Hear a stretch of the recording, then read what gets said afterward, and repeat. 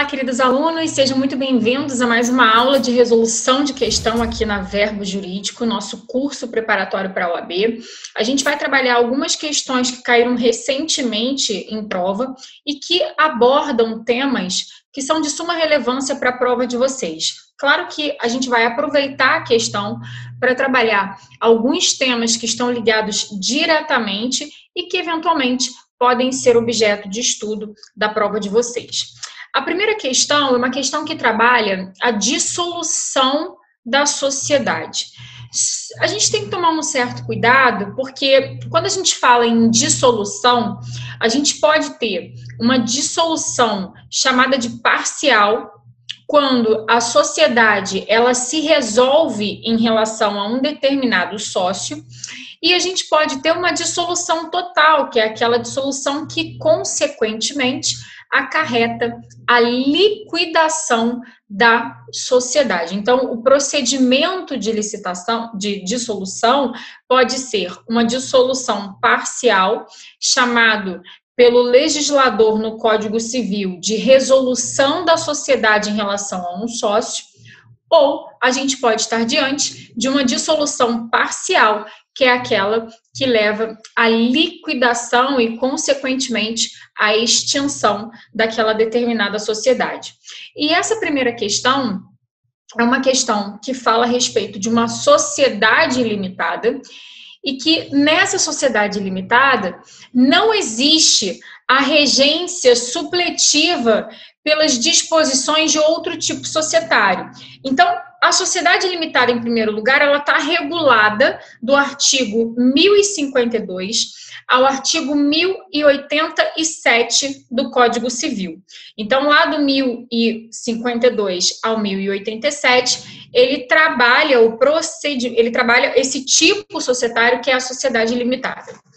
E o legislador, ele não quis repetir, alguns temas que já haviam sido tratados dentro do capítulo de sociedade simples e, consequentemente, nas sociedades, que vieram posteriormente no Código Civil, sociedade em nome coletivo, sociedade em comandita simples ou até mesmo a própria sociedade limitada, ele se limitou a dizer que na omissão do capítulo desses tipos societários, a gente utiliza, então, subsidiariamente, as normas de sociedade simples.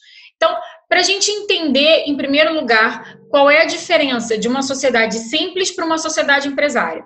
Simples são aquelas sociedades que não preenchem os requisitos do artigo 966 do Código Civil. Então, nem toda sociedade ela é considerada empresária. Nem toda sociedade realiza, a sua inscrição na junta comercial. Eu só realizo, ela é de natureza empresária.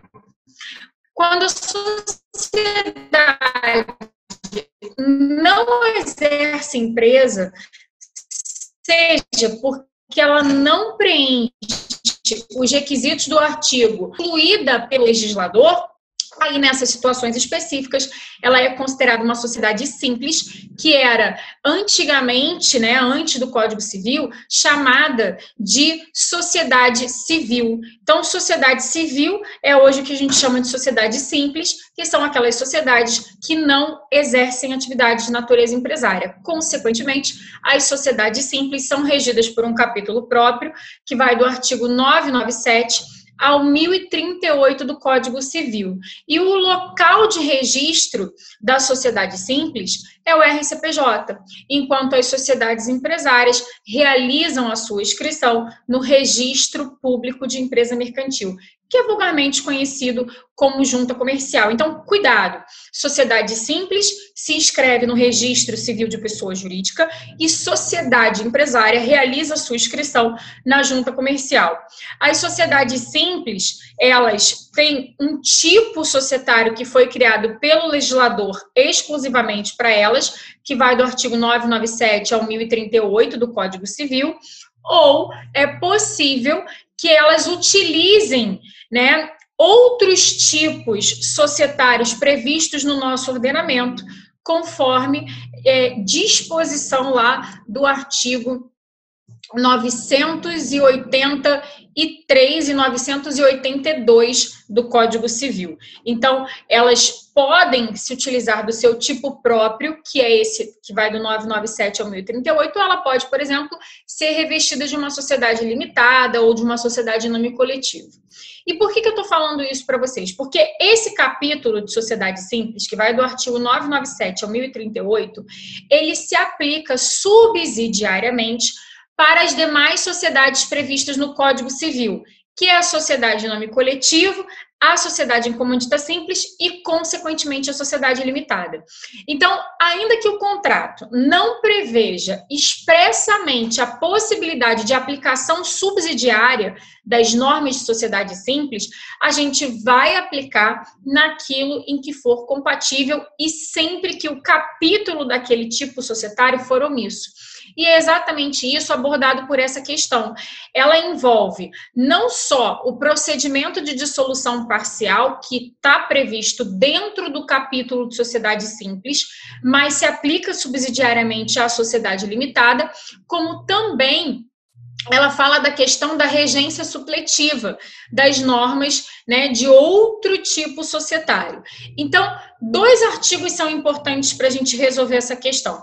O primeiro artigo é o artigo 1053 do Código Civil e o segundo artigo é o artigo 1028. A gente vai começar fazendo a análise do 1053, depois a gente faz a análise do artigo 1028 e aí a gente retorna para as alternativas da questão para trabalhar cada uma dessas alternativas. Então, primeiro o artigo 1053. Esse artigo 1053, ele fala que a sociedade limitada, ela rege-se nas omissões do capítulo. Qual é o capítulo de sociedade limitada? 1052 ao 1087. Então, ela rege-se na omissão pelas normas de sociedade simples. Ele está dizendo o seguinte, olha, se o capítulo de sociedade limitada não regula aquele determinado assunto, é possível que você vá ao capítulo de sociedade simples e verifique se o capítulo de sociedade simples regula aquela determinada matéria. Se regular, você pode aplicar subsidiariamente. E a aplicação subsidiária, ela quer dizer que não existe necessidade de previsão expressa no contrato. Você pode simplesmente aplicar desde que seja omisso. Então, esse tema, resolução da sociedade em relação ao sócio, que é também chamado de dissolução parcial, o Código Civil fala resolução, o CPC fala dissolução parcial, a doutrina já trabalha como dissolução parcial há bastante tempo, mas é importante você saber que esse procedimento, né, de resolução da sociedade em relação a um sócio, ou também chamado de dissolução parcial, ele está previsto dentro do capítulo de sociedade simples, então ele se aplica sim para a sociedade limitada, já que no capítulo de sociedade limitada não há previsão quanto à dissolução parcial. Então, eu tenho uma espécie apenas de dissolução parcial, que é a dissolução parcial, quando você quer excluir extrajudicialmente um sócio, e as demais possibilidades que estão no 1028, no 1029, no 1030, se aplicam, então, subsidiariamente para as sociedades limitadas. Então, primeiro ponto, o capítulo de sociedade simples, ele se aplica subsidiariamente para as demais sociedades previstas no Código Civil, quais sejam sociedade em nome coletivo, sociedade em comum dita simples e sociedade limitada. Também pode ser aplicado para as chamadas sociedades despersonificadas, que é a sociedade comum e a sociedade em conta de participação. Eu costumo brincar que o capítulo de sociedade simples é como se fosse um capítulo universal, que ele se aplica às demais sociedades, sempre em que aquele tipo societário específico ele for omisso com relação àquela determinada questão, aquele determinado assunto. Então, a aplicação do capítulo de sociedade simples, ela é subsidiária, ou seja, independe de previsão no contrato. Agora, tem que tomar um cuidado com o parágrafo único do mesmo dispositivo. Por quê? O artigo 1053, ele vai dizer que o contrato social poderá prever a regência supletiva da sociedade limitada pelas normas de sociedade anônima. Então, ele está falando, olha, se aquela determinada sociedade quiser se valer das normas de sociedade anônima, ela precisa colocar no contrato que é possível a aplicação das normas de sociedade anônima. Então, existe essa possibilidade do contrato prever a regência supletiva para que a sociedade limitada se utilize das normas de sociedade anônima, que é regulada pela Lei 6404 de 76. A gente só tem que tomar um cuidado que existe decisão do STJ no sentido de que, se um determinado assunto for omisso no capítulo de limitada, for omisso no capítulo de sociedade simples, mas for regulado pela lei de SA, é possível a aplicação, né, ainda que não haja a regência supletiva. Por quê? Porque a gente estaria diante de uma omissão, tá? Mas como a nossa banca é uma banca muito focada no dispositivo legal, né, ela normalmente cobra a redação do artigo, acho pouco provável que ela pergunte, né, se é possível a aplicação das normas de sociedade anônima para as sociedades limitadas. Cuidado, um tema que cai muito, ele coloca lá na questão de sociedade limitada que é possível a aplicação subsidiária das normas de sociedade anônima. Não. Eu aplico subsidiariamente as normas de sociedade simples e há possibilidade de aplicação das normas de sociedade anônima supletivamente quando vier expresso no contrato. Então, existem várias questões que a banca já cobrou, dizendo que é possível a aplicação subsidiária das normas de SA para limitada. A aplicação das normas de SA, ela não é subsidiária. Subsidiária é a aplicação das normas de sociedade simples, tá? Então, esse artigo 1053 é um artigo que já caiu muito. E o enunciado, ele fala que no contrato da sociedade empresária, Arealva Calçados Finos LTDA não consta cláusula de regência supletiva pelas disposições de outro tipo societário. Se não consta cláusula de regência supletiva, o que eu vou aplicar subsidiariamente? As normas de sociedade simples. Ademais, tanto no contrato social quanto nas disposições legais relativas ao tipo adotado pela sociedade, não há norma regulamentando a sucessão por morte do sócio. Então, ele está trazendo aqui para a gente uma hipótese de resolução da sociedade em relação a um sócio, que é quando acontece o falecimento desse sócio. E aí? Vamos imaginar a seguinte situação. A professora Rebeca, a professora Cláudia e a professora Juliana resolvem constituir uma sociedade, as três, tá? E o contrato, ele não regula a morte do sócio. Ele não diz o que vai acontecer se a Rebeca morrer, se a Juliana morrer ou se a Cláudia morrer. E aí, nessa situação específica, qual é a norma que eu vou aplicar?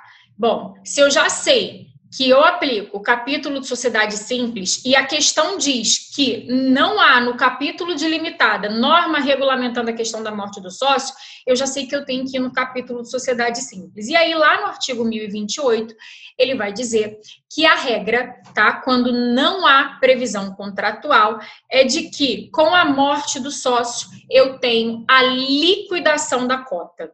Isso mesmo. Quando o sócio ele vem a falecer, automaticamente a sociedade vai liquidar as cotas para pagar aos herdeiros o valor das cotas.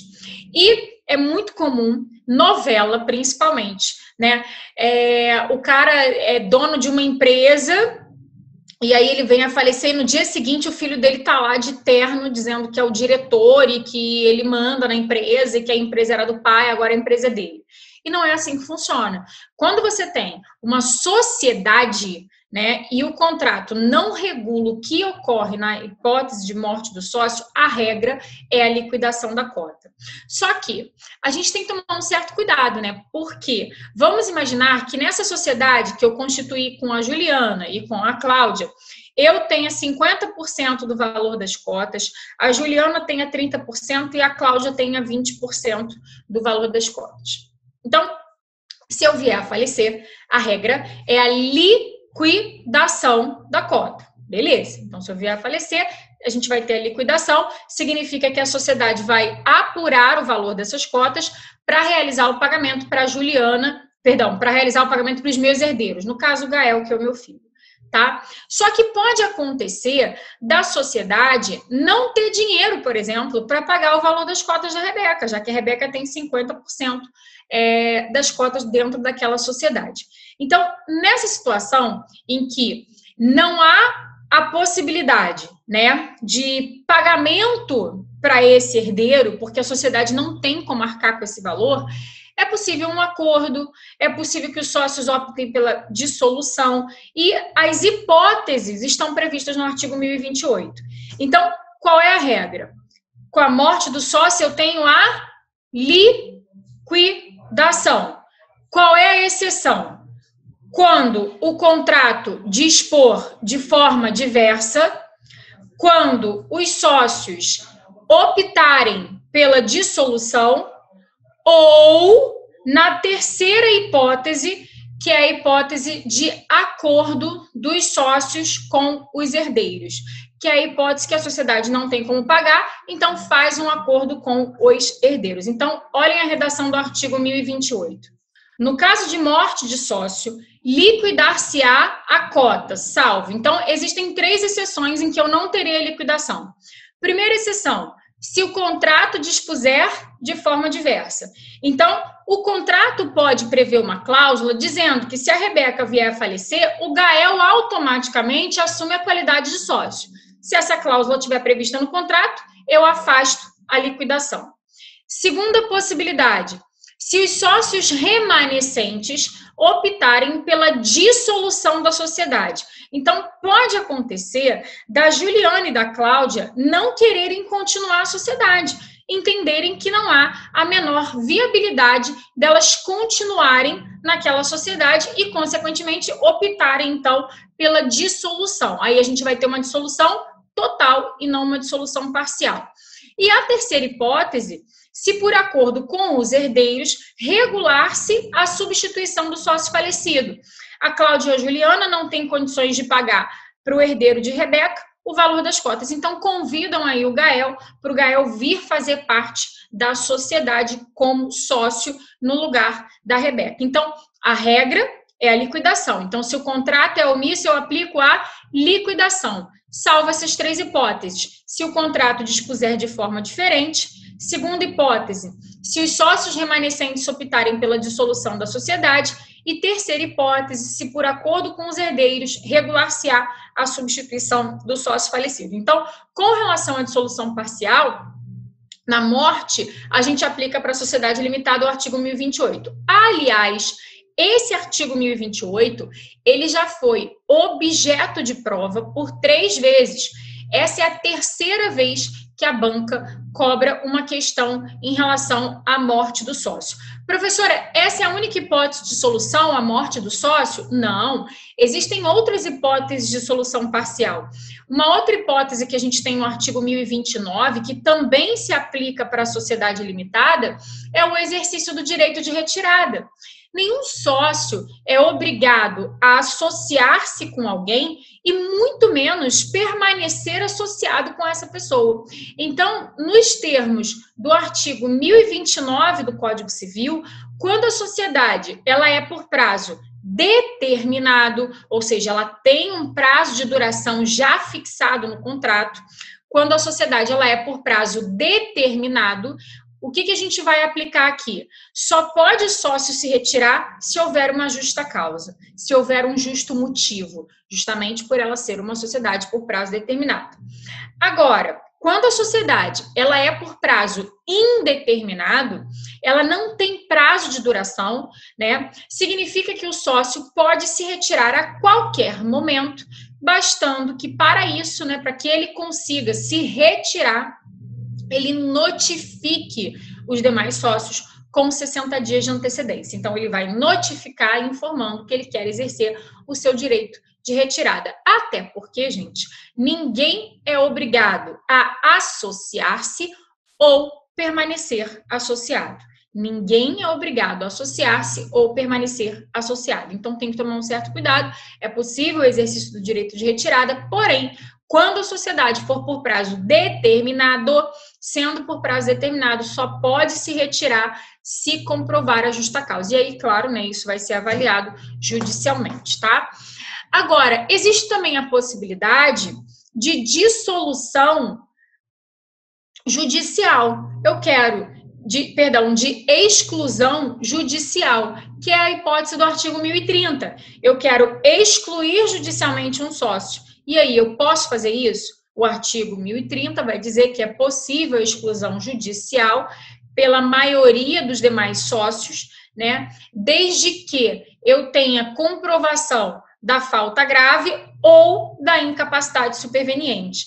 Então, nessa sociedade que eu falei, eu, Juliana e a Cláudia, eu com 50%, a Juliana com 30% e a Cláudia com 20%.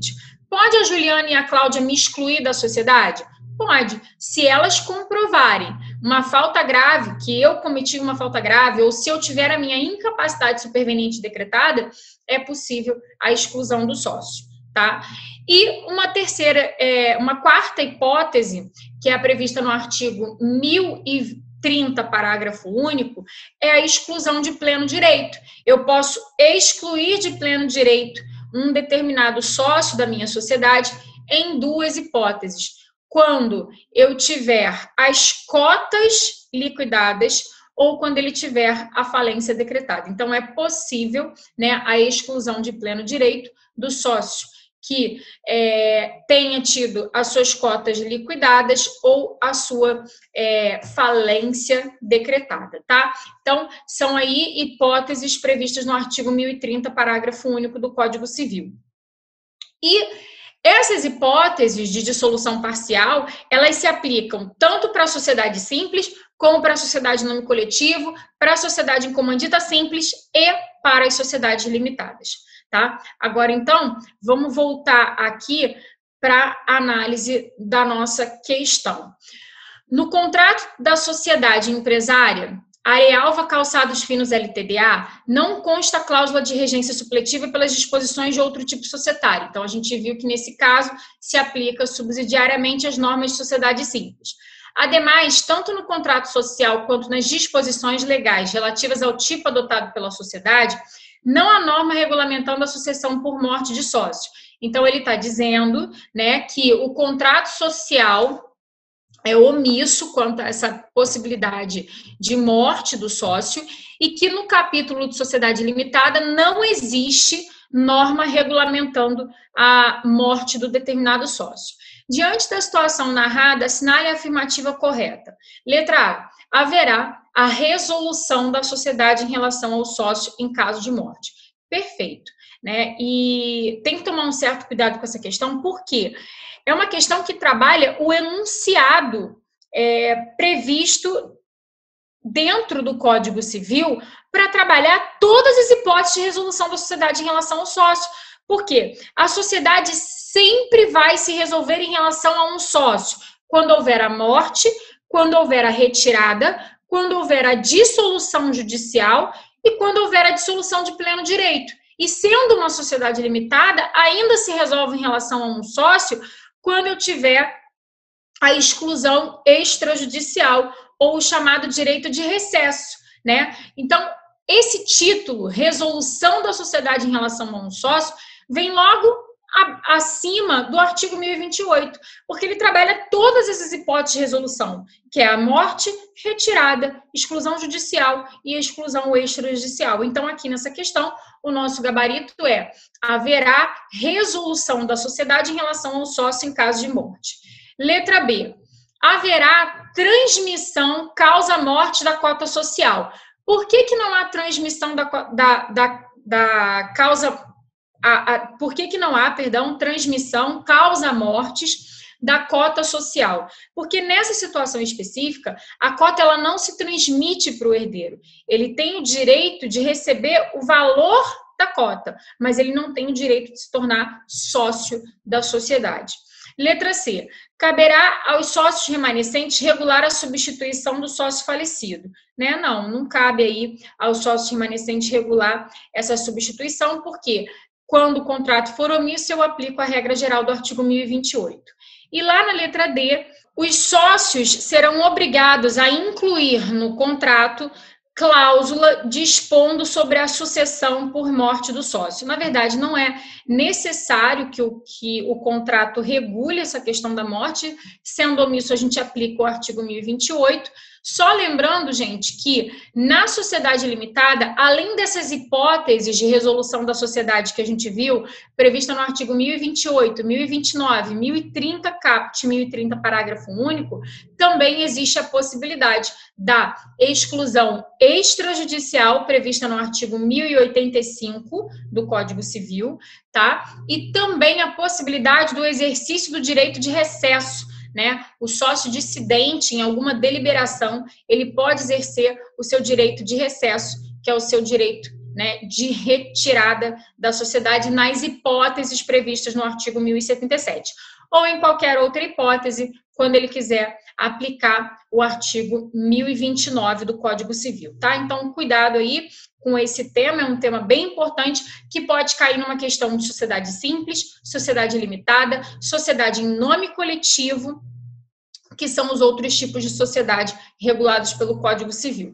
A sociedade anônima e a sociedade em comandita por ações já são reguladas pela Lei 6404 de 76, elas não são reguladas pelo Código Civil, tá? A gente vai fechar esse bloco e aí no próximo bloco a gente vai analisar uma outra questão e trabalhar um outro tema dentro do direito empresarial. Clica aí no nosso próximo bloco.